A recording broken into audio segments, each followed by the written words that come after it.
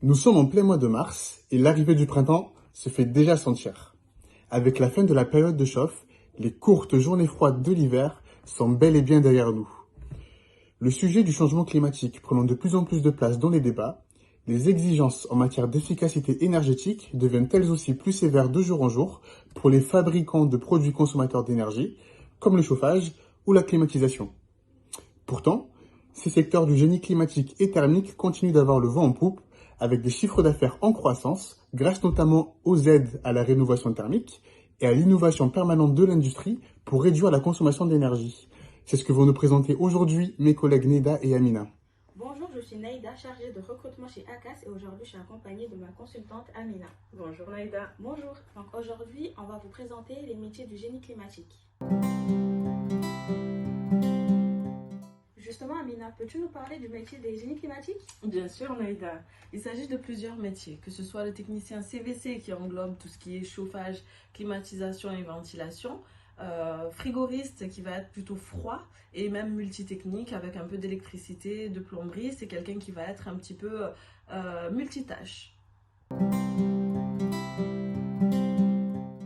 Y a-t-il des compétences spécifiques à avoir dans ce métier ou tout le monde peut tenter l'aventure? Bien sûr Naïda, il y a des compétences spécifiques. Il y a déjà la technique, Ensuite, le relationnel, le sens du service parce que ces techniciens vont intervenir chez le client. Et ensuite, la rigueur parce que c'est des gens qui vont être amenés à être autonomes. Tu peux nous décrire une journée type d'un technicien? Bien sûr. La journée type d'un technicien va commencer par le fait de prendre son véhicule parce que sur ces postes-là, il est souvent attribué un véhicule de service. Donc, vous allez partir chez le client, réaliser l'intervention, vérifier que tout fonctionne, indiquer sur le logiciel client que vous avez réalisé l'intervention et ensuite aller sur un autre chantier. Tu peux Concernant la formation, quel diplôme faut-il avoir? Alors, le secteur recrute des profils allant du CAP au BTS dans le domaine du froid, que ce soit de la climatisation, du génie thermique ou même un bon électricien de maintenance en réalité avec les habilitations peut franchir le pas. Y a-t-il des possibilités d'évolution? Effectivement, Naïda, il y a des possibilités d'évolution. On peut avancer vers un poste de chargé d'affaires, de conducteur de travaux quand on est terrain, de directeur de centre de profit ou même basculer côté études, ingénierie.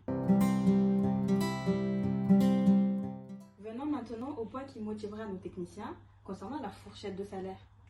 Ah, bien sûr. Ça dépendra du profil et du diplôme ainsi que de l'expérience. Mais en général, un technicien débutera à 1700, 1800 euros brut et il peut aller jusqu'à 3000 euros brut, même au-delà si c'est un metteur au point, c'est-à-dire quelqu'un qui va démarrer les périodes de chauffe pour un chauffagiste. En gros, en salaire annuel, ça va de 20 à 40K annuel brut. Merci Amina pour ces détails, ça me donne envie de postuler. Comment je peux faire?